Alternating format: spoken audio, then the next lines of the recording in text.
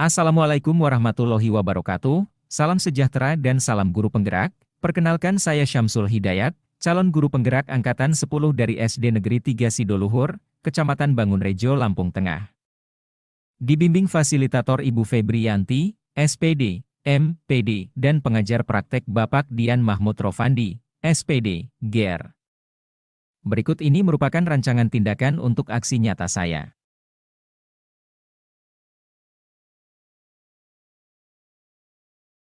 Yang pertama adalah latar belakang, murid tidak suka peraturan karena selama ini jika mereka melakukan pelanggaran, maka akan mendapatkan hukuman dan cenderung akan mempermalukan dirinya.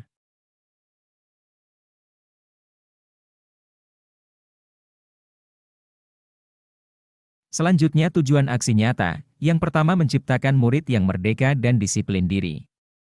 Yang kedua menumbuhkan budaya positif di sekolah dengan meyakini nilai-nilai kebijakan universal. Tolak ukur keberhasilan aksi nyata saya adalah, terbentuknya keyakinan kelas melalui kegiatan kesepakatan kelas yang dilakukan wali kelas dan siswa. Kedua, siswa mampu menerapkan dan menjalankan keyakinan kelas yang telah dibuat. Selanjutnya lini masa tindakan atau langkah-langkah tindakan yang akan dilakukan. Yang pertama adalah menghadap kepala sekolah untuk menjelaskan pentingnya penanaman budaya positif dan keyakinan kelas di sekolah, meminta izin untuk mendefinisikan bersama rekan guru. Yang kedua mengumpulkan rekan guru untuk melakukan diseminasi pemahaman materi budaya atau keyakinan kelas dan segitiga restitusi. Yang ketiga berkoordinasi dan berkolaborasi dengan wali kelas untuk membuat keyakinan kelas di kelasnya masing-masing. Dan yang keempat, memantau, merefleksi dan mengevaluasi keyakinan kelas yang telah dibuat. Berikut merupakan dukungan yang dibutuhkan. Yang pertama adalah dukungan dari kepala sekolah dan guru serta murid agar tindakan yang telah disusun dapat dilakukan secara lancar. Yang kedua, sarana dan prasarana untuk menumbuhkan budaya positif di sekolah. Dan yang ketiga, dukungan dari orang tua dalam melakukan budaya positif di rumah. Berikut ini merupakan kegiatan diseminasi di sekolah mengenai pemahaman dan pengalaman budaya positif.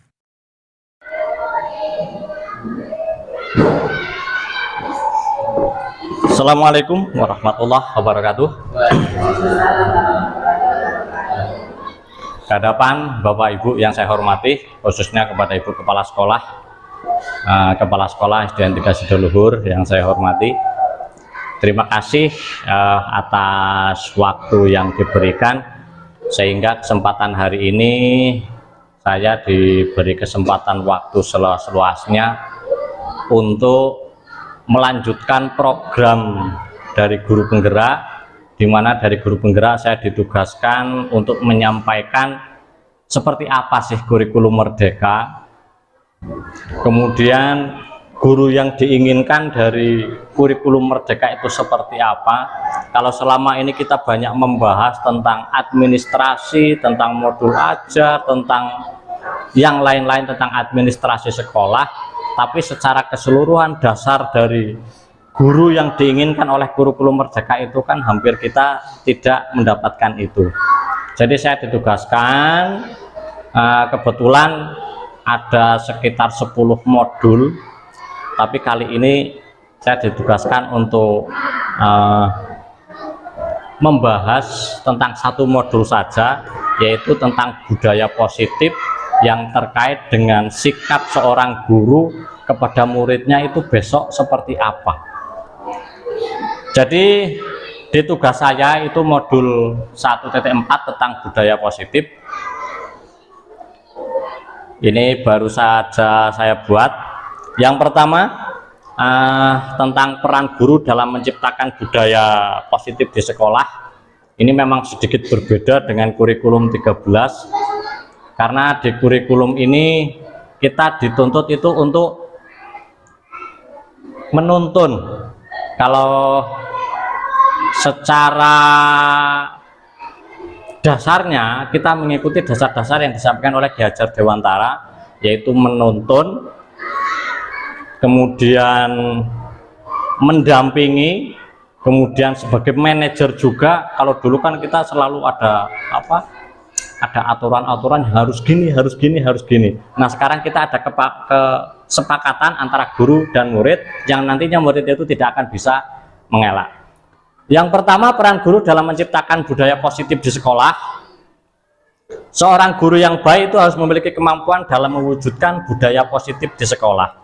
Budaya positif tersebut dapat dijalankan dengan menerapkan konsep seperti disiplin positif, perilaku manusia terkaitan dengan hukuman dan penghargaan, posisi kontrol seorang guru di kelas, kemudian penerapan segitiga restitusi dalam penyelesaian masalah.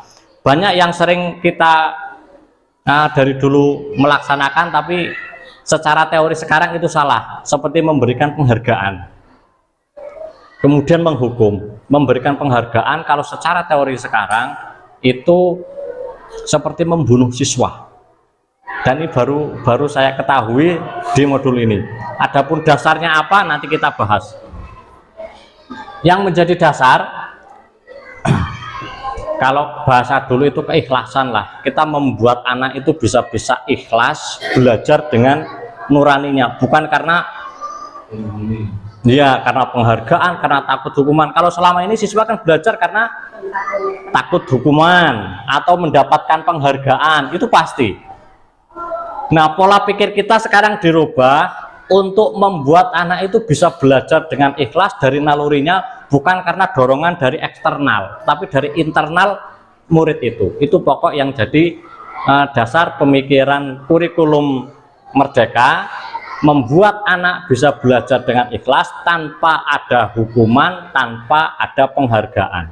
Walaupun penghargaan itu dikasih, walaupun hukuman itu ada, tetapi berkaitan itu karena sebuah kesepakatan. Misalkan saya sepakatan dengan si Agus, misalkan Agus selalu berangkat telat atau sering nggak berangkat.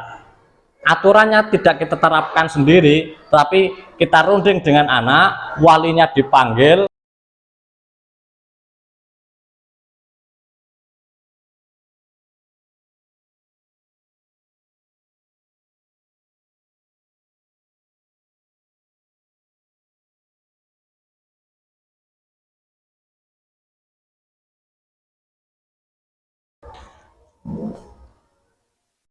Bapak Ibu yang saya hormati, terima kasih untuk Ibu Kepala Sekolah. Mohon izin Bu melanjutkan. Disiplin positif itu merupakan suatu cara penerapan disiplin yang mengajarkan anak bertanggung jawab dan menumbuhkan kesadaran diri berdasarkan nilai-nilai kebajikan yang nantinya akan timbul dari dirinya sendiri, dari hati yang paling dalam anak, bukan karena pengaruh eksternal atau pengaruh internal. Disiplin positif ini juga lebih ke arah disiplin diri yang dapat mengontrol diri dalam melakukan segala tindakan.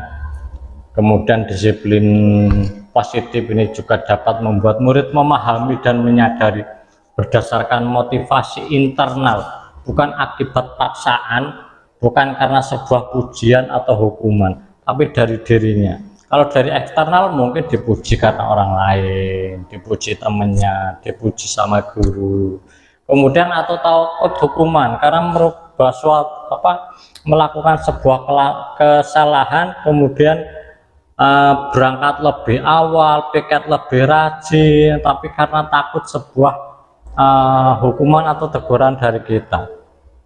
Tetapi ketika nanti sebuah kita tidak ada, peraturan itu tidak tercatat, maka anak akan berubah kembali untuk melakukan hal-hal negatif, karena di situ fungsi pengawasan sudah ada. Karena itu usaha kita untuk mendisiplinkan dari hati masing-masing, percaya pada sebuah kepercayaan, keyakinan bahwa ketika tidak disiplin akan melakukan kesalahan itu membuat sebuah kerugian bagi dirinya sendiri. Itu yang kita tanamkan. Motivasi perilaku manusia, Bapak Ibu yang saya hormati, ini satu untuk menghindari ketidaknyamanan atau hukuman. Ini rata-rata anak ya, rata-rata anak melakukan hal itu. Anak berangkat lebih rapi, lebih rajin, berangkat lebih pagi, itu rata-rata karena takut sebuah hukuman. Ketika bel berbunyi, anak harus sudah masuk, harus sudah berbaris. Rata-rata anak lari-lari itu karena takut sebuah hukuman, bukan karena sebuah kesadaran diri. Kemudian untuk mendapatkan imbalan dari orang lain, ketika anak berprestasi tinggi sampai meraih juara kelas misalkan, atau pada sebuah prestasi yang luar biasa, tetapi anak ini karena menginginkan sesuatu penghargaan dari kita atau penghargaan dari orang lain, kemudian untuk menjadi orang yang mereka inginkan dan menghargai diri sendiri dengan nilai-nilai yang mereka percaya, sebuah keyakinan yang harus kita tanamkan kepada anak supaya anak menyadari mana karakter yang baik, mana karakter yang kurang baik, mana yang harus dijalankan dan mana yang harus ditinggalkan. Karakter itu yang tumbuh dari hatinya, bukan karena pengaruh dari orang lain, bukan karena sebuah pengawasan, yang otomatis nanti ini akan merubah sebuah karakter dari dirinya sendiri yang sangat luar biasa ke depannya. Motivasi perilaku manusia itu ada yang berupa dari motivasi eksternal. Saat guru memahami ketiga motivasi perilaku manusia, maka guru dapat menilai sebuah motivasi perilaku apa yang ada pada diri murid. Jika murid memiliki motivasi perilaku untuk menghindari ketidaknyamanan atau hukuman dan untuk mendapatkan sebuah imbalan atau penghargaan, maka motif pada diri anak berasal dari eksternal atau berasal dari luar, karena pengaruh orang lain, karena pengaruh aturan lain, tapi bukan dari hatinya. Sehingga guru berupaya untuk dapat menumbuhkan motivasi internal dari diri murid. Ini kunci dari kita. Kemudian motivasi perilaku manusia yang motivasi berupa internal, tujuannya adalah agar dapat memunculkan pribadi yang menghargai diri sendiri dengan nilai-nilai yang mereka percaya. Dan pemberian penghargaan berlebihan ini agar meminimalisir motivasi eksternal dari diri murid. Jadi anak nantinya tidak mengharapkan sesuatu ketika kita menyampaikan, bukan karena sebuah takut hukuman, atau karena sebuah menginginkan pujian, mengharapkan reward dan sejenisnya, tapi anak berasal dari dirinya sendiri.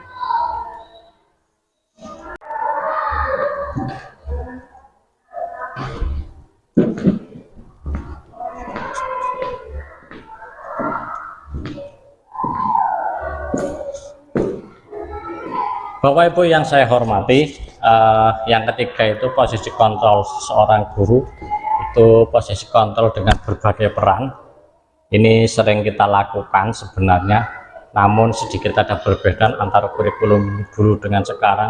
Ada capaian yang harus kita kejar, ada sebuah motivasi yang mungkin harus kita galakkan, ada beberapa kriteria yang mungkin ada perbedaan dengan kurikulum yang dulu. Guru sebagai posisi kontrol, satu sebagai penghukum. Ini dari dulu kita tahulah, ketika sebuah kesalahan anak itu supaya anak menjadi jera, ini tentunya dengan konsekuensi tertentu. Perbedaannya dengan sekarang adalah penghukum ini dilakukan bukan karena sebuah kesalahan mutlak dari anak, tapi di situ ada fungsi kontrol kita. Yang pertama, agar fungsi penghukum ini tidak terjadi di fisik, maka buatlah dulu sebuah kesepakatan dengan anak. Aturan apa yang kita terapkan? Sepakat antara murid, guru, wali murid, ketika menjadi sebuah karakter anak yang tidak diinginkan dengan sebuah pengaturan, sebuah peraturan yang menjadi sebuah perjanjian kita dengan anak dan murid.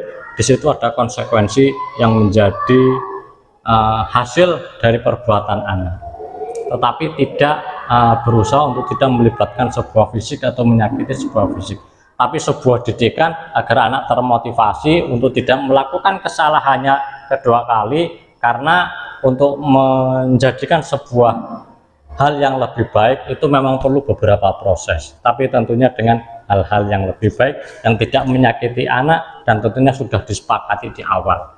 Kemudian fungsi kontrol guru sebagai pembuat merasa bersalah ketika anak tidak menyadari dirinya, ketika tidak menyadari bahwa karakter yang anak lakukan itu sebuah kesalahan. ketika tidak menyadari sebuah ucapan anak itu adalah sebuah kesalahan yang dapat menyakiti temannya, menyakiti orang lain. Disitulah fungsi kita, bagaimana mengingatkan anak supaya menyadari dirinya sendiri bisa salah tanpa harus karena takut sebuah hukuman. Fungsi kita adalah mengingatkan. Bagaimana cara mengingatkan? Banyak trik dan banyak cara. Setidaknya kita ada fungsi sebagai anak itu bisa benar-benar membuat merasa bersalah dengan apa yang dilakukan anak, bahwa itu sebuah kesalahan. Kemudian yang ketiga, fungsi kontrol guru itu adalah sebagai seorang teman, dimana kadang memang sewaktu-waktu ya, sewaktu-waktu kita perlu kita duduk bareng dengan anak, memanggil anak untuk mengobrol, untuk curhat atau sejenisnya, untuk mengorek sebuah permasalahan yang di rumah yang terkadang kita tidak tahu, atau terkadang anak itu untuk melepaskan sebuah beban tapi tidak harus kepada siapa anak ini akan mengungkapkan. Karena itu fungsi kita sesekali menjadi seorang teman untuk menggali sebuah masalah agar anak belajar, berangkat sekolah ke tempat belajar, ke sekolah itu tidak membawa beban dari rumah. Misalkan anak mempunyai beban di rumah karena dimarah terus sama orang tua, atau mungkin karena sebuah kekurangan apa yang ada di rumah, sehingga belajar, berangkat sekolah itu tidak rileks. Kadang kita menyampaikan materi, anak itu tidak menyambung saja. Itu kenapa? Karena mungkin ada sebuah beban masalah di situ, anak perlu dibantu permasalahannya. Karena itu fungsi kita sebagai teman ini sesekali kita terapkan untuk mengorek masalah anak, supaya anak menganggap kita sebagai orang dekat yang bisa diajak curhat dan diajak untuk menyelesaikan masalah dari anak. Kemudian posisi guru sebagai pemantau. Anak zaman sekarang itu sudah luar biasa dalam menggunakan IT.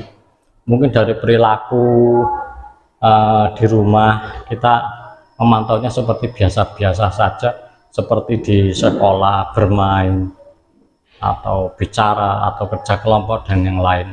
Namun di media sosial kita tidak tahu. Karena itu fungsi pemantau itu kadang kita harus mengikuti kodrat zaman, di mana anak sudah mahir bermedsos. Kita pun harus rajin, terampil, dan ikut bermedsos. Jika perlu kita lebih pandai dari anak untuk bermedsos, agar kita bisa memantau kegiatan anak di medsos, di mana kalau misalkan ada kesalahan anak di luar dari sebuah pemikiran yang diungkapkan menjadi story, kadang menyakiti halayak ramai, menyakiti orang lain. Disitulah fungsi kita sebagai pemantau. Setelah kita tahu, di sekolah kita hadapkan, duduk bersama, menyelesaikan sebuah masalah, untuk menyelesaikan agar anak tidak terlanjur untuk melakukan hal-hal yang kurang baik di dunia medsos itu sendiri. Itu misalkan. Kemudian yang terakhir, fungsi guru sebagai manajer. Sebagai manajer, guru berbuat sesuatu bersama murid, mempersilahkan murid bertanggung jawab dan mempertanggungjawabkan perilakunya, dan mendukung murid agar dapat menemukan solusi dan permasalahannya sendiri. Posisi manajer juga mengacu pada restitusi yang dapat menjadikan murid sebagai manajer bagi dirinya sendiri, sehingga tercipta identitas positif atau berhasil pada diri murid. Jadi fungsi manajer kita untuk menuntun supaya anak ini tidak terjerumus kepada hal-hal yang tidak diinginkan. Kemudian yang keempat, pembuat keyakinan sekolah atau kelas. Guru berperan dalam mewujudkan terbentuknya keyakinan sekolah atau kelas dengan adanya kesepakatan antara guru dan murid. Ditambah lagi lebih baik kalau kesepakatan itu ditambah dengan orang tua atau murid, orang tua atau wali murid.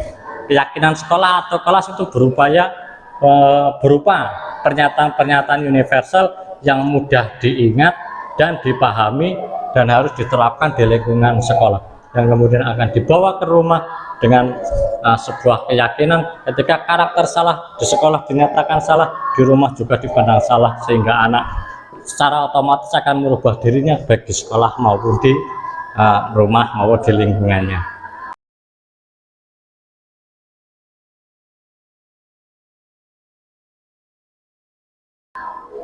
Yang terakhir, segitiga restitusi. Dalam penyelesaian masalah, guru berperan sebagai manajer menggunakan segitiga restitusi, dan ada 3 tahapan restitusi, yaitu 1, menstabilkan identitas, yang kedua validasi tindakan yang salah, dan menanyakan keyakinan.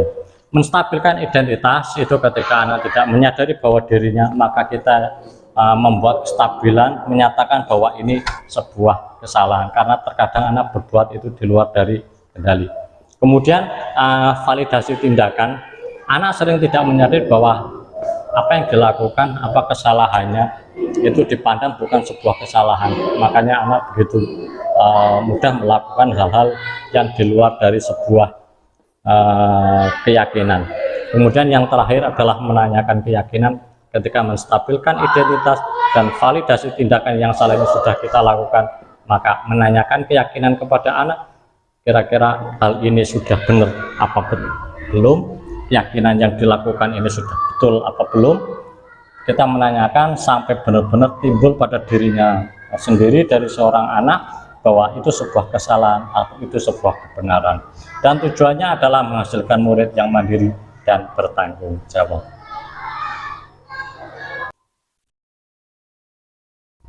Bapak Ibu yang saya hormati, mohon maaf ini karena keringat saya sudah luar biasa. Kita lanjutkan untuk sebuah keterkaitan materi. Dari yang pertama itu filosofi Ki Hajar Dewantara terkait dengan budaya positif, kemudian nilai-nilai dan peran guru, kemudian fisik guru. Yang pertama, dengan menjalankan budaya positif di sekolah, maka akan mempermudah dalam tercapainya tujuan pendidikan nasional sesuai dengan filosofi Ki Hajar Dewantara, yaitu yang berpihak pada murid, bersifat menuntun tumbuh atau hidupnya kekuatan kodrat yang ada pada murid. Ketika kodrat anak itu sebagai seorang pembelajar, tetapi anak juga masih mempunyai keinginan untuk bermain, maka kita padukan. Jangan bermain yang sia-sia juga dengan belajar karena tekanan, tapi kita padukan belajar yang nyaman, aman, dan menyenangkan. Kemudian terkaitannya dengan nilai dan peran guru, budaya positif itu juga dapat terwujud jika seorang guru memiliki nilai guru diantaranya berpihak pada murid, kemudian mandiri, reflektif, kolaboratif, dan inovatif. Budaya positif pun dapat terwujud dengan mendorong sebuah kolaborasi antara semua warga sekolah dengan adanya keyakinan sekolah yang harus disepakati dan dijalankan bersama. Kesepakatan antara guru, sebuah peraturan itu tidak berjalan searah ya. Peraturan diciptakan itu bukan karena sebuah diktator dari sebuah sekolah dengan peraturan-peraturan tertentu, tetapi di situ ada usulan-usulan dari anak, ada usulan dari murid, ada usulan dari komite atau warga sekolah yang lain, untuk kita sepakati bersama untuk menjadikan sebuah kesepakatan agar perjalanan pendidikan kita itu sesuai harapan bareng-bareng, bukan karena sebuah otodidak aturan yang seperti satu arah dari sekolah, aturannya harus gini, bukan seperti itu yang kita harapkan sekarang, tetapi sebuah mufakat bareng antara murid dan guru, kemudian wali murid menciptakan sebuah peraturan, kita sepakati bersama, kita jalankan bersama, tidak merugikan bersama, dengan konsekuensi tertentu yang bisa disepakati secara bersama pula. Kemudian kaitannya dengan fisik guru, di mana guru itu sebenarnya harus merancang sebuah prakarsa perubahan, di mana mewujudkan visi. Kita membuat prakarsa perubahan untuk mewujudkan visi dari seorang guru sendiri itu apa di kelas itu. Selama ini kita hanya mengandalkan visi dari sekolah, sehingga tercapainya akan terjadi capaian secara umum. Tetapi capaian secara khusus, di mana seorang guru mempunyai visi di mana visi itu nantinya akan merujuk pada visi sekolah secara umum, secara lebar, tetapi keinginan guru, niat hati guru, tujuannya guru mengajar dengan kurikulum yang selalu berubah sampai saat ini ke kurikulum merdeka, tentu punya tujuan baik. Dan yang diinginkan sekarang, guru mempunyai visi secara mandiri, secara sendiri untuk menuju pada visi umum, visi yang ditetapkan oleh sekolah. Karena itu posisi guru mempunyai visi itu sangat penting. Kemudian refleksi. Ini kayaknya Bapak dan Ibu sependapat dengan saya. Ini pendapat saya adalah hal menarik bagi saya dan di luar dugaan adalah saat saya mempelajari motivasi perilaku manusia berupa penghargaan. Ternyata penghargaan dapat berdampak kurang baik bagi murid. Ya, diantaranya dapat merusak hubungan, mengurangi ketepatan, menurunkan kualitas, dan mematikan kreativitas dan bersifat menghukum. Ini dari dulu sering kita lakukan. Makanya sebuah peribahasa yang mengatakan ketika kita memberikan hadiah, memberikan pujian terhadap anak, secara tidak sadar peribahasa ini benar. Saya pernah mengutip sebuah peribahasa yang mengatakan bahwa memuji adalah membunuh dengan pelan-pelan. Ketika anak disanjung terus, maka anak akan merasa dipuji terus, seolah-olah anak ini tidak mempunyai kesalahan dan nilainya selalu bagus. Makanya dengan keadaan seperti ini, anak biasanya tidak akan memperdulikan adanya sebuah masukan dari teman sebayanya. Mereka hanya percaya pada sebuah ucapan yang lebih tinggi, sedangkan perjalanan manusia kita tidak tahu. Kita harus mencari masukan dari semua, dari yang lebih rendah, dari yang lebih setara atau yang lebih tinggi. Masukan dari semuanya kita harapkan. Kemudian posisi kontrol saya sebagai penghubung dan pemantau itu dulu itu sering saya lakukan. Mudah-mudahan kayaknya secara pembelajaran kita sama. Nah, setelah modul ini saya mulai menerapkan posisi sebagai manajer, bukan sebagai penghukum lagi. Sebagai manajer dalam penyelesaian masalah, perasaan saya sekarang menjadi lebih senang karena di situ rileks. Rileksnya apa? Tidak ada beban, karena di awal sudah ada kesepakatan dengan murid, di awal sudah ada kesepakatan dengan wali murid, sebelumnya sudah ada kesepakatan dengan pihak-pihak warga sekolah. Makanya sekarang saya rileks karena semua kesalahan, semua yang terjadi tidak bisa kita kendalikan semua. Terkadang berjalan dari luar koridor. Kalau sesuai tujuan semua, okelah kita nggak ada beban. Tetapi terkadang sifat anak yang mempunyai keterbatasan, meskipun kita ambil sebuah air satu ember, kalau anak itu hanya mempunyai tampungan hanya satu gelas, maka yang lain akan sia-sia. Karena itu sebuah kesepakatan ini di awal akan merubah kita menjadi lebih rileks, untuk tidak menuntut anak untuk bisa menampung semua yang kita limpahkan, yang semua yang kita curahkan, karena keterbatasan. Kadang anak mempunyai wadah yang berbeda-beda.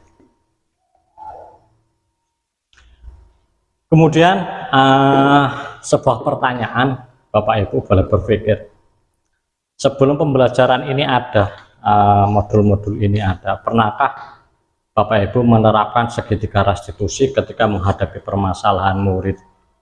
Jika iya, tahap mana yang dipraktekkan dan bagaimana Anda mempraktekannya? Kalau menurut saya pernah melakukan hal itu, tapi hanya menggunakan satu tahapan saja, yaitu menstabilkan identitas. Dengan memberikan pernyataan setiap orang pasti pernah berbuat kesalahan, atau tidak ada manusia yang sempurna. Jadi masih ada dua tahapan lagi yang belum dilakukan oleh kita. Kemudian ini yang terakhir, selain konsep-konsep yang disampaikan dalam pembelajaran modul ini, apa yang saya sampaikan, adakah hal-hal lain menurut Bapak Ibu untuk dipelajari dalam proses menciptakan budaya positif, baik di lingkungan kelas maupun di lingkungan sekolahan? Kalau saya, hal yang terpenting yang saya pelajari dalam proses menciptakan budaya positif adalah melakukan kolaborasi baik dengan warga sekolah, baik dengan orang tua, baik dengan murid, baik dengan kepala sekolah, maupun dengan pihak-pihak lain yang terutama ada di lingkungan untuk menjadikan sebuah karakter yang disepakati secara bersama. Baik Bapak Ibu yang saya hormati, mohon maaf sudah sedemikian banyak, sedemikian lebar saya mengutarakan tugas saya untuk menyampaikan aksi nyata ini. Ada hal-hal yang sekiranya nanti perlu dibicarakan, kita bicarakan setelah ini, kita musyawarahkan, kita diskusi. Mohon izin Bu Kepala Sekolah bahwa apa yang saya sampaikan ini hanya sekedar koridor saya sebagai guru penggerak untuk menyampaikan apa yang saya dapatkan dari pelatihan dan pendidikan guru penggerak ini. Bapak Ibu, kita lanjutkan pada sesi berikutnya, yaitu sesi berbincang-bincang dan sesi diskusi. Sesi pertanyaan juga kita rileks saja. Pada posisi setelah ini kita melanjutkan sebuah pembicaraan, sekiranya ada hal yang dibahas tentang apa yang tadi saya sampaikan dari awal hingga akhir sampai saat ini. Itu saja. Mohon maaf ada kesalahan. Terima kasih Ibu Kepala Sekolah, terima kasih Bapak, terima kasih Ibu. Mohon maaf dari segala kesalahan. Saya akhiri. Assalamualaikum warahmatullahi wabarakatuh.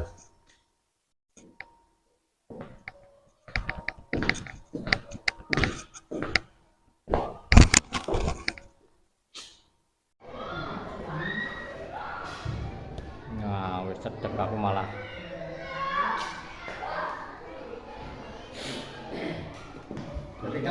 Tadi kan minta aku gambar sampai potong ininya, kepalanya, makanya aku mundurin. Nah, ini potong apa? Ora. Tapi angkat sampai maju ke depan. Coba sampai maju ke depan. Aku mekan dhewe tanpa anu. Tanpa peserta. Diambil pembukaan anak kesukaan. Coba nanti Bapak sampai kayak mundur situ gimana?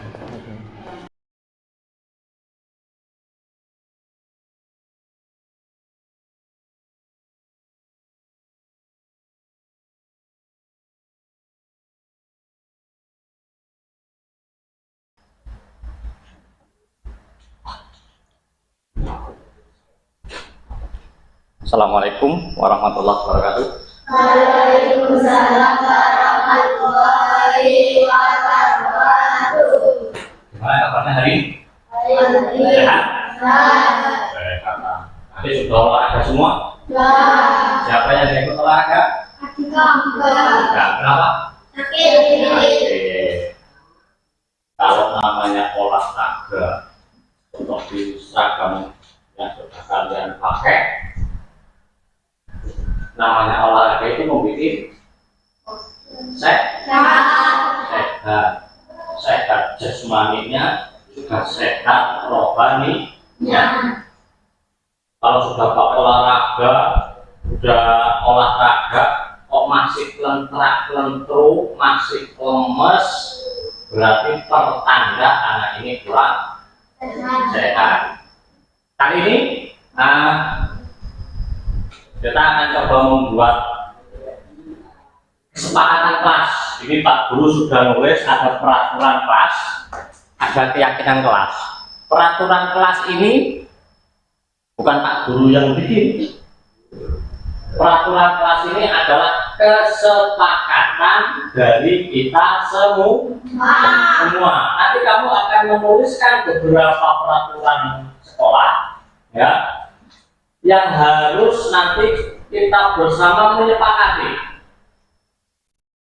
Peraturannya apa saja? Misalkan Pak Guru mencontohkan, misalkan Sobri mengusulkan, nanti saya bagi kertas satu-satu ya, tulis namanya. Setelah ditulis nama, terus tulis peraturan di bawahnya satu saja. Misalkan membuang sampah pada tempatnya. Ada lagi misalkan masuk kelas tepat waktu. Ada lagi misalkan berdoa sebelum belajar, atau masih banyak lagi. diusahakan kamu jangan sampai sama atau jangan itu sudah menulis tak ikuti, nggak boleh. Diusahakan berpikir sendiri peraturan apa yang menurutmu baik, menurutmu bagus, mulai dari cara berpakaiannya, cara belajarnya, cara pembelajaran di sini. Kamu mengusulkan, nanti usulan kamu ditulis di lembar kertas. Kertasnya saya Pak Guru bagi, kertas kuning tak bagi satu-satu. Nanti kita tempel di depan. Setelah ditempel di depan, kita sepakati bareng-bareng. Kira-kira ini usulan dari Sobri diterima enggak? Nah, diterima berarti menjadi kesepakatan kita bareng-bareng. Nanti usulan dari Nur misalkan mengusulkan tentang apa? Tempel di depan. Nanti setelah terkumpul semua, kita umumkan, kita bacakan. Punya Nur mau disepakati enggak? Kalau misalkan baik, ya kita sepakati. Itu ya. Pak Guru nanti membagi kertas. Kertas ini warnanya kuning.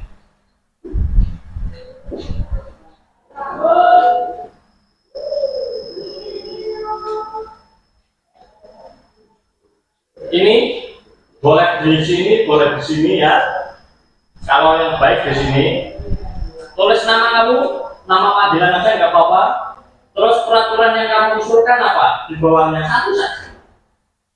Bebas peraturannya. Sekarang kamu mulai berpikir kira-kira peraturan yang belum ada apa atau peraturan yang bagus gini. Siap ya? Ada yang mau bertanya? Paham maksud saya? Mau bikin apa? Bikin apa? Peraturan kelas. Peraturan kelas ini yang usul siapa? Yang mau mengusulkan peraturan siapa? Semua. Nanti yang menyepakati semua. Berarti peraturan ini bukan dari saya, bukan dari Pak Guru, tapi dari kamu sendiri yang mengusulkan. Nanti kita sepakati. Oke? Siapkan pulpen boleh, ballpoint atau pensil boleh. Nanti menulisnya yang jelas yang bisa dibaca dan enak dibaca sama yang lain. Paham ya? Kalau yang masih bingung boleh bertanya.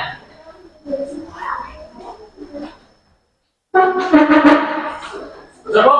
Nggak ada pertanyaan? Saya bagi satu-satu.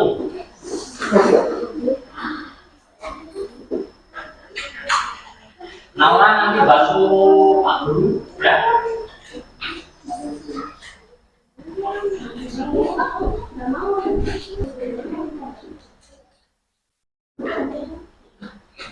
Untuk yang perempuan nanti sebelum ditempel, kamu ke tempat Naura dulu ya. Biar sama Naura nanti dikasih lem untuk ditempel ke depan. Naura bisa menyiapkan nanti. Kalau anak laki-laki bisa kalau sudah ditulis kasihkan ke Rafa biar dikasih lem, nanti kamu langsung nempel ke depan sini. Oke, siap? Lakukan. Tulis yang bagus. Menurutmu apa? Setiap belajar harus membawa makanan yang enak-enak. Boleh seperti itu, tapi nanti pasti yang setuju.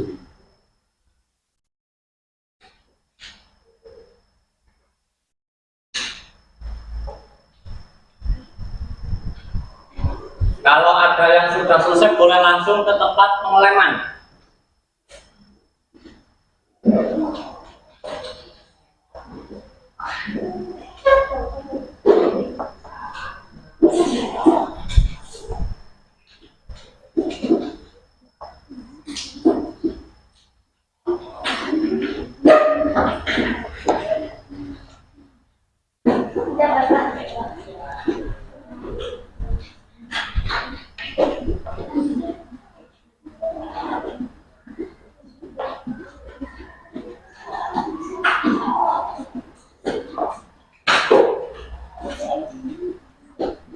Boleh langsung ditempel ke depan oleh masing-masing.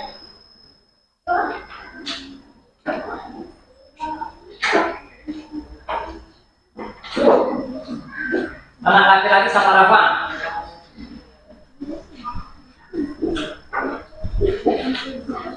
Yang udah ada lemnya bisa dibawa ke depan. Kamu udah ada lemnya? Lempar sini. Yang sampai aja, bawa nggak apa-apa.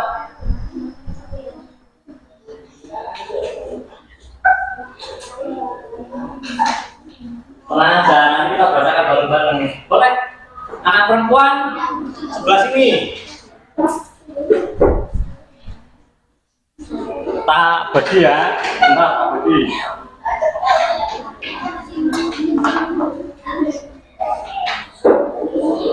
Ini anak perempuan. Ya, kalau saya duduk kembali. Duduk Maura duduk aja. Duduk. Atau lewat sebelah sana. Itu dekat kamera, nanti lebih kamera. Malah. Nah, lewat sana.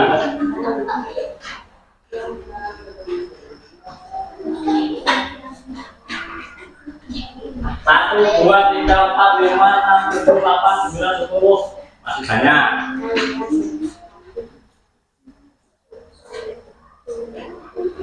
Anak laki-laki?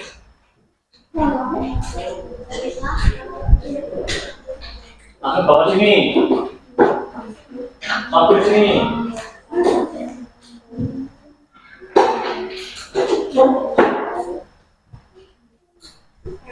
Ini. Anak laki-laki? Siapa yang belum? Ayo cepetan. Apa?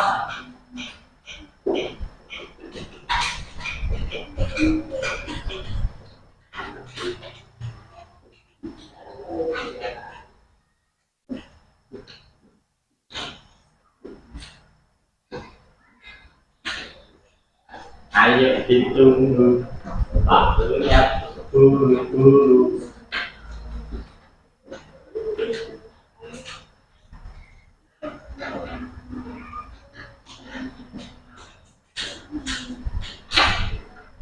Tinggal Nangga sama sana dulu. Nangga sama Ramdan apa ini?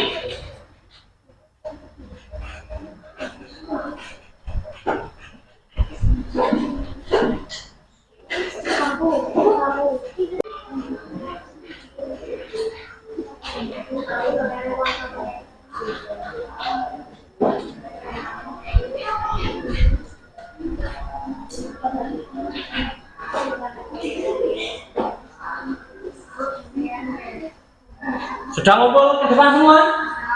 Kita bacakan satu-satu. Kita gunakan kalimat yang Askar? Sudah ngumpul belum?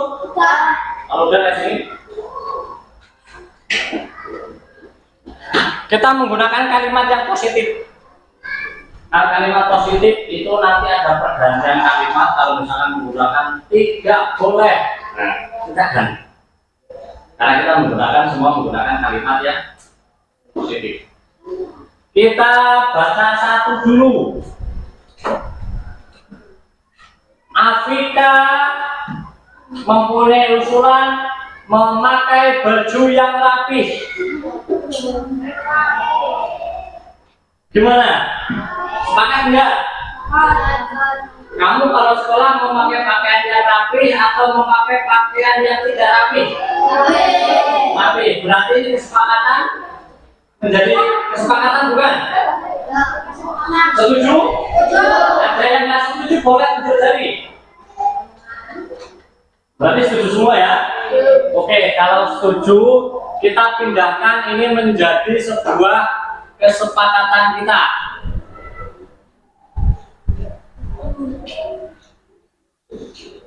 Kemudian tidak boleh berbicara kasar. Nah, ini kalimatnya kita rubah, ya. Kalimatnya kita rubah. Kita tidak boleh menggunakan kalimat negatif, kita menggunakan kalimat positif. Jadi bukan tidak boleh berbuat berkata kasar, tapi berbicara lemah lembut. Setuju nggak? berbicara lemah dan sopan santun. Setuju nggak? Oke, kalau setuju kita pindahkan. Kita rubah kalimatnya menjadi berbicara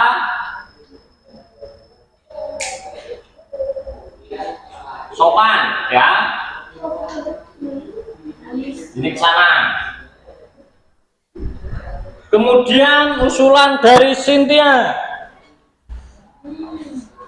doa sebelum belajar. Sebelum belajar mau berdoa dulu apa enggak? Berdoa. Berarti sepakat kita besok sebelum belajar berdoa semua. Ada yang keberatan? Berarti setuju, kita pindahkan.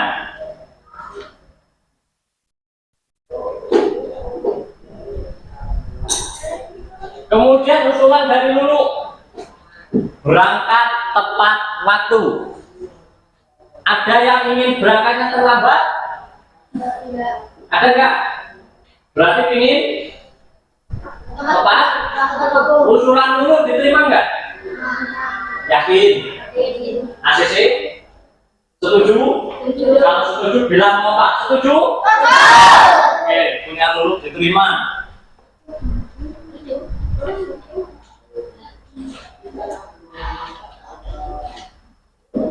Nur Hasanah ini memiliki usulan sebelum masuk kelas berbaris terlebih dahulu di depan kelas, dibariskan. Setuju nggak? Sepakat? Berarti besok sebelum masuk kelas kalian berbaris dulu. Ini kesepakatan kalian bareng-bareng ya. Kita pindahkan menjadi sepakat. Kalista berdoa sebelum belajar. Tadi sudah belum? Kita ambil satu saja. Antara Kalista sama Cynthia mempunyai usulan yang sama. Kita ambil yang sudah dulu. Berarti berdoa sebelum belajar. Sudah sama, betul. Aiza membuang sampah pada tempatnya. Ada yang keberatan? Oke, kalau nggak ada keberatan menjadi sebuah kesepakatan ya. Kita tempel sebelahnya. Ya. Kemudian amanah harus membuang sampah setiap hari. Ini sama seperti tadi siapa? Punya Afrika. Berarti kita ambil satu saja ya, karena ada kesamaan. Ini kita tempel di sini, kita kumpulkan. Ini bukan tidak diterima, tetapi karena sudah ada. Keduanya bagus, kita ambil salah satu. Kemudian dari anak laki-laki, memakai pakaian rapi. Tadi sudah. Punya siapa? Punya Afrika ya? Berarti ikut, sudah disepakati. Sabri ya? Tidak boleh berisik waktu pelajaran. Pelajaran boleh berisik enggak? Enggak, tetapi kalimatnya kita rubah menjadi kalimat positif. Belajar dengan keadaan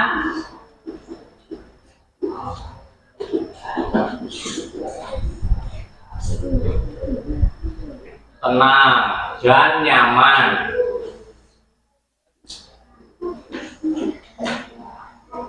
Kemudian Aska berangkat tepat waktu. Tadi sudah ada belum? Sudah, berarti nggak kita ambil. Piket kelas. Jadi kayaknya belum ada. Kelas mau diadakan piket enggak? Diadakan enggak? Kalau diadakan berarti usulan aku diterima apa enggak? Sepakat ya? Konsekuen ya? Oke. Piket kelas kita masuk sini. Dari Dimas Prayoga berangkat sekolah tepat waktu tadi sudah belum ya? Ya. Jaki mendengarkan guru saat pelajaran. Kita ambil ya. Mengikuti pelajaran dengan tenang. Nggak boleh berisik. Kalau tadi kata usulannya siapa? Ya. Lanjut. membuang sampah pada tempatnya. Tadi sudah apa belum? Sudah, nanti nggak kita ambil ya. Kemudian memakai pakaian yang rapi, udah belum tadi? Ya, berarti ini tersisa ada beberapa. Ini bukan tidak dipakai, tetapi ternyata pemikiran kalian masih banyak yang sama. Selama tujuannya bagus, pikirannya sama, tujuan sama, boleh. Ya, nanti kita rangkum. Ini menjadi sebuah kesepakatan dengan kalimat positif.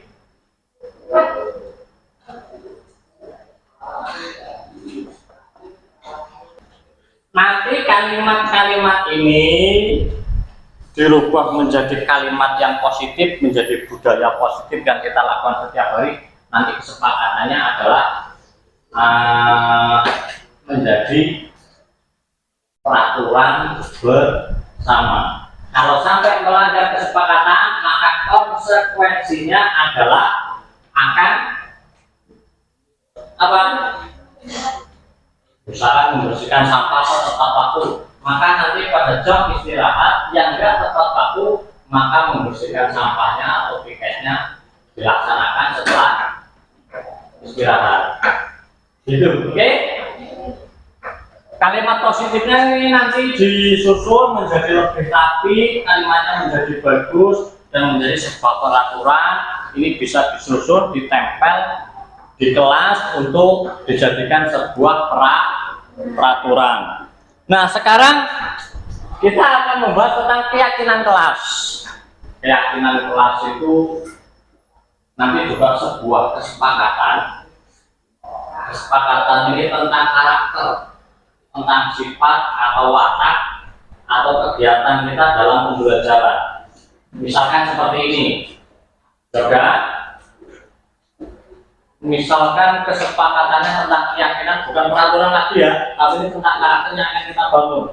Misalkan nanti sama kalian akan saya bagi tas lagi warna merah. Nanti tulis nama sama keyakinan yang akan kita bentuk. Misalkan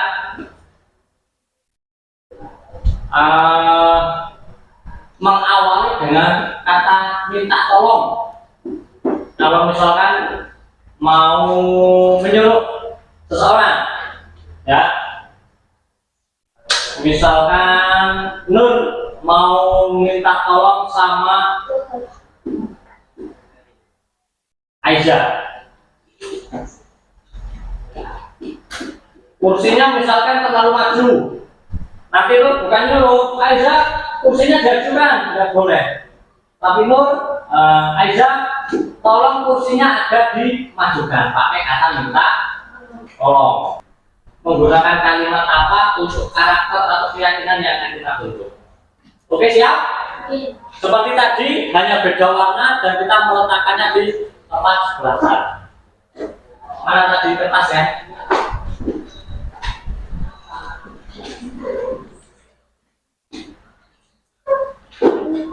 Untuk apa sama alat kembali bantu Pak Guru ya.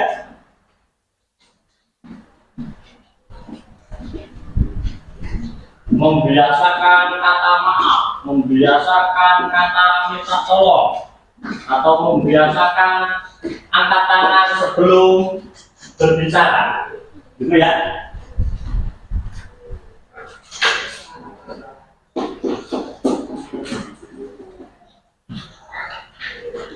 Yang sudah ditulis boleh ditempel ke depan.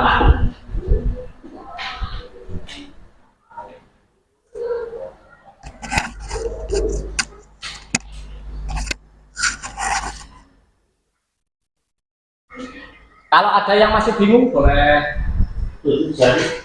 Ya. Apa? Kamu berpikir menggunakan kalimat apa yang kalimatnya itu menjadi lebih baik. Seperti yang Pak Guru contohkan tadi boleh.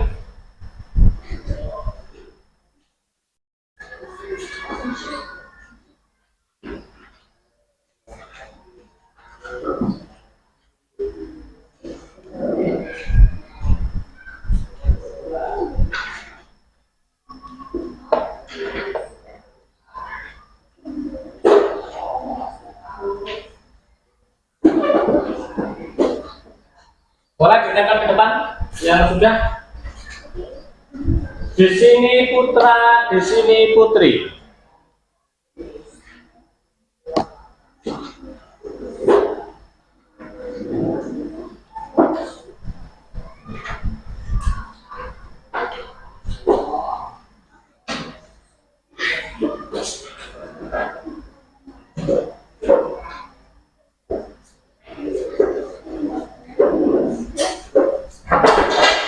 Sini.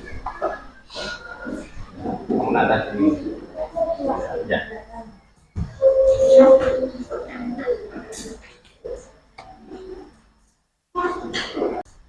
Sambil berpikir yang bagus kalimatnya.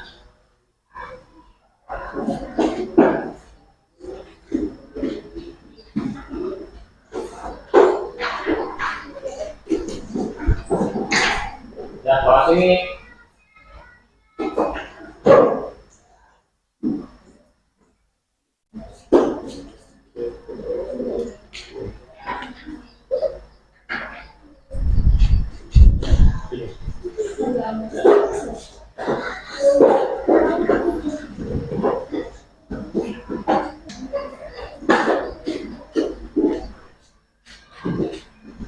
Bawa sini loh.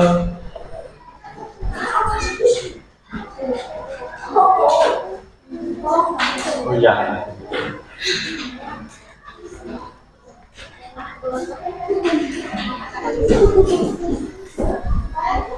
Apikah udah belum?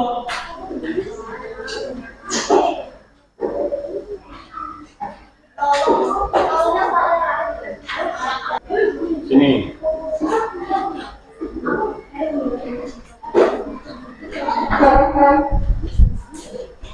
Anak laki-laki sudah? Iya. Saya minta bantuan Mandur. Boleh depan untuk bantu Pak Guru untuk membacakan. Kamu baca dulu punya Alisa. Alisa, angkat tangan sebelum ke belakang. Setuju enggak? Setuju. Hah? Setuju. Yakin? Oke. Berarti nanti kalau kamu mau ke belakang, mau ke toilet, misalkan letak tangan dulu, terus izin sama Pak Guru. Silakan boleh dipindah ke sebelahnya.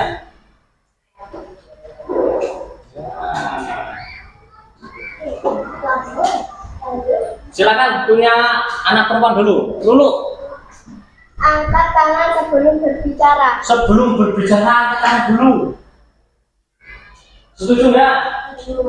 Apa keberatan? Yang keberatan boleh tunjuk jari. Boleh dipindah, nggak ada keberatan.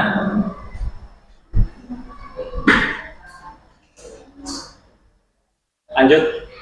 Malah meminta maaf jika ada kesalahan. Meminta maaf jika ada kesalahan. Diterima nggak? Terima ya? Boleh.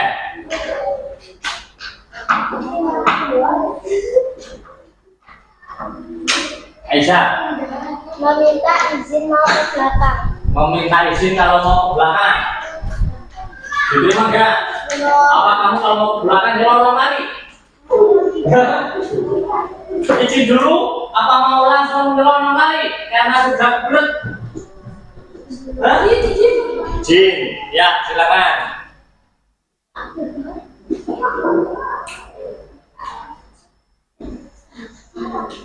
Lanjut. Aiza, maaf tangan kamu kotor. Menggunakan kata maaf kalau mau menegur. Ya? Sopan nggak itu? Sopan. Sopan, diterima nggak? Terima. Oke, diterima. Lanjut. Setia mau izin ke belakang. Tadi udah belum? Ya, berarti jangan diambil. Lagi. Alisa, mengucapkan terima kasih sesudah meminjamkan barang pada siapapun. Dia mengucapkan terima kasih setiap kamu minjem barang kepada siapapun. Diterima nggak? Terima. Ada yang nggak terima? Jadi nggak terima ya? Diterima, boleh pindah. berarti kita ambil nggak? Ya, sekarang yang anak laki-laki, kamu duduk dulu, ya, boleh bantu Pak Guru. Ya, anak laki-laki boleh bacakan. Membiasakan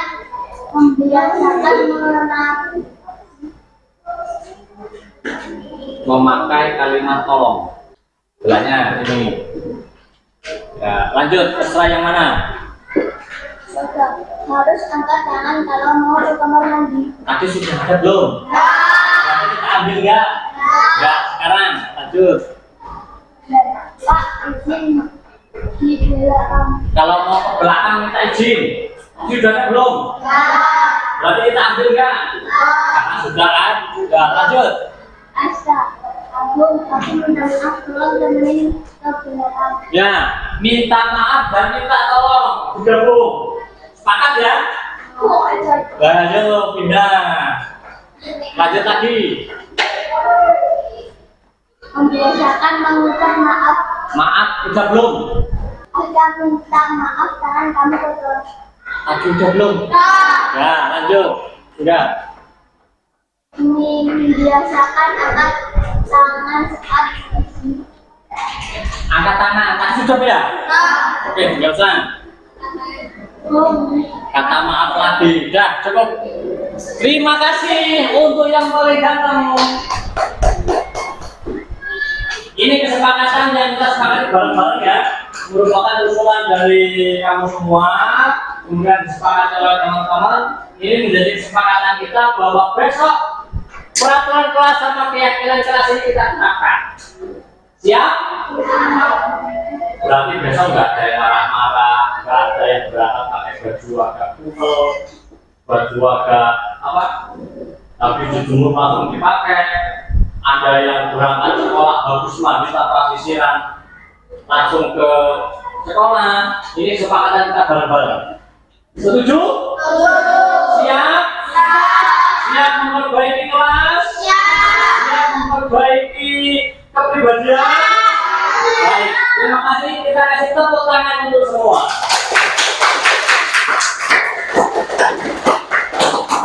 Video ini adalah praktik penerapan segitiga restitusi untuk menyelesaikan kesalahan di sekolah. Sebagai informasi, segitiga restitusi adalah suatu proses dialog yang dijalankan guru atau orang tua, agar dapat menghasilkan murid yang mandiri dan bertanggung jawab. Terdapat 3 tahapan segitiga restitusi yaitu menstabilkan identitas, validasi tindakan yang salah, dan menentukan keyakinan.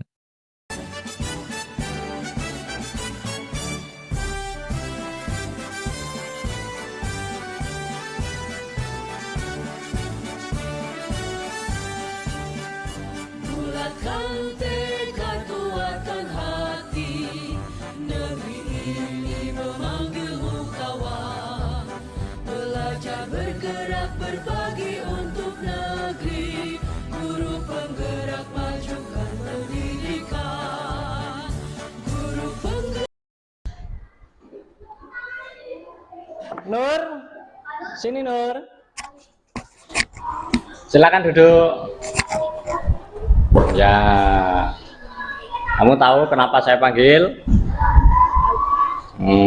Kamu sebagai pengurus kelas, ya, sebagai pengurus kelas itu punya catatan banyak tentang teman-temanmu, ya, baik kerapihannya, baik administrasinya, baik keterlambatannya, itu kamu tentu punya catatan tertentu, ya.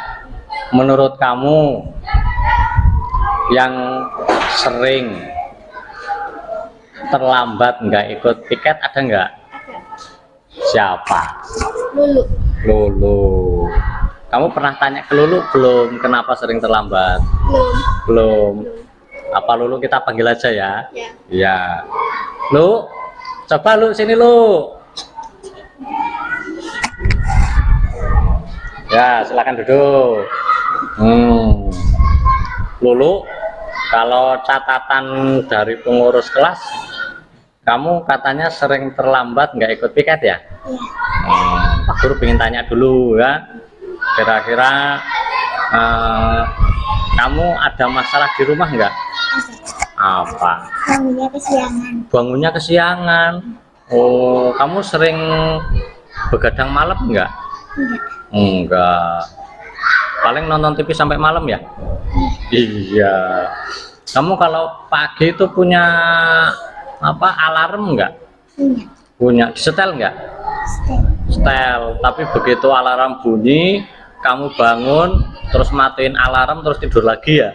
Iya. Kira-kira, ini Pak Guru tanya dulu. Menurut kamu yang sering terlambat piket kelas, itu kira-kira itu melanggar kesepakatan nggak? Melanggar. Kesepakatannya gimana kalau untuk piket? Berangkat? Berangkat yang di awal. Berangkat lebih awal. Kamu udah berapa kali nggak berangkat awal? 3. 3. Kira-kira besok mau berubah nggak? Mau berangkat lebih awal? Mau ikut bantu piket temennya juga? Piketnya di kelas berat apa ringan? Ringan. Ringan, hanya nyapu sama paling bersih-bersih kalau ada sampah ya. Jadi nanti kamu ikut apa? Yang pertama pasang alarm, terus kamu ngomong sama orang tua, Bu, Pak, kalau udah jam sekian saya bangunin karena saya harus piket bantu teman-teman gitu ya. Ya, jadi nanti kalau alarm itu kamu nggak dengar, orang tuamu pasti tahu jadwalnya piket, kamu kasih tahu sama orang tua. Nanti kan kamu pagi-pagi dibangunin, terus kalau udah bangun jangan nonton TV dulu ya. Apalagi perempuan itu kalau bangun bantuin orang tua dulu, nyapu di rumah, bersihin tempat tidur, cuci piring. Itu kalau waktunya kamu masih kebagi, kalau nggak kebagi kamu langsung mandi, berangkat sekolah, lihat jadwal supaya mata pelajarannya bukunya dibawa. Habis itu terus berangkat sampai di sini bantu teman-teman yang ikut piket. Kamu piketnya dalam jadwal kamu dalam satu harinya berapa anak? 1 kali. Berapa? 1. Kamu bareng siapa saja piketnya? Rakom SK. Oh ya, itu banyak temennya. Jadi besok-besok berangkat pagi ya. Terus untuk pengurus kelas, besok kalau ada kejadian seperti Lulu lagi, yang pertama kamu ingatkan ya. Misalkan Lulu jadwalmu piket, besok berangkat lebih pagi gitu ya. Kalau dikasih tahu sekali, 2 kali, 3 kali masih melanggar, catatannya kamu kasihin Pak Guru. Nanti biar Pak Guru yang manggil yang bersangkutan. Dan di situ nanti kita berunding lagi mengenai kesepakatannya. Kalau enggak piket itu kira-kira bagaimana konsekuensinya. Apakah nanti setelah istirahat bersihin sendiri, tergantung kesepakatan yang kita sepakati bareng-bareng. Itu ya, paham? Paham. Paham. Pengurus kelas paham? Paham. Lulu siap? Siap. Siap berangkat lebih pagi? Siap. Oke, siap berubah? Baik, terima kasih. Ada yang mau disampaikan lagi enggak? Tidak. Cukup. Lulu ada yang mau disampaikan? Enggak, cukup ya? Oke, silakan kembali ke tempat duduk. Pertanyaan refleksi. Sejauh mana pemahaman Anda tentang konsep-konsep inti yang telah Anda pelajari dalam modul ini? Adakah hal-hal menarik untuk Anda dan di luar dugaan? Saya sudah memahami konsep-konsep inti dalam modul budaya positif, berkaitan dengan disiplin positif, teori kontrol, teori motivasi, hukuman dan penghargaan, posisi kontrol guru, kebutuhan dasar manusia, keyakinan kelas dan segitiga restitusi. Seluruh konsep inti tersebut harus diresapi dalam diri, diwujudkan dalam tindakan, dan dibagikan pada rekan guru di sekolah. Hal yang menarik bagi saya dan di luar dugaan adalah saat saya mempelajari motivasi perilaku manusia berupa penghargaan, ternyata, penghargaan dapat berdampak kurang baik bagi murid, di antaranya dapat merusak hubungan, mengurangi ketepatan, menurunkan kualitas, mematikan kreativitas, dan bersifat menghukum. Selain konsep-konsep yang disampaikan dalam modul ini, adakah hal-hal lain menurut Anda penting untuk dipelajari dalam proses menciptakan budaya positif, baik di lingkungan kelas atau sekolah?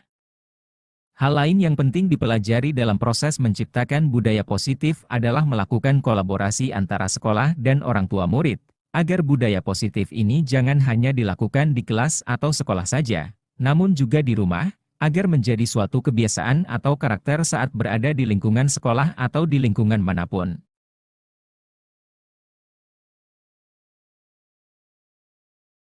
Assalamualaikum warahmatullahi wabarakatuh. Saya Sri Supriyatun dari SD Negeri 3 Sidoluhur selaku rekan kerja Bapak Samsul Hidayat, yang mana setelah memaparkan aksi nyata di sini, saya selaku rekan kerja sangat bahagia dan sangat mendukung dengan program yang telah disampaikan oleh Bapak Samsul Hidayat. Dengan adanya aksi nyata yang telah dipaparkan, kami selaku rekan sejawat dapat mengenali tentang disiplin positif, keyakinan kelas di sekolah ataupun segitiga resolusi. Terima kasih atas semua program yang telah disampaikan oleh Bapak Samsul Hidayat, yang mana untuk motivasi kami selaku rekan kerja dari SD Negeri 3 Sidoluhur. Wassalamualaikum warahmatullahi wabarakatuh. Assalamualaikum, nama saya Rafa. Saya senang sekali dengan kesepakatan kelas yang dibimbing Pak Guru. Saya jadi tahu tentang keyakinan kelas. Saya senang dengan kesepakatan bersama yang disusun tadi. Semangat terus untuk berjuang ya Pak. Terima kasih Pak Guru. Assalamualaikum. Assalamualaikum, nama saya Lulu. Dan saya Nur. Saya merasa senang diajak bicara sama Pak Guru tentang keyakinan kelas yang sudah disepakati bersama. Saya akan berangkat lebih awal untuk membantu piket kelas agar kelas selalu rapi, bersih, dan belajar lebih nyaman. Terima kasih Pak Guru, sukses ya Pak. Assalamualaikum.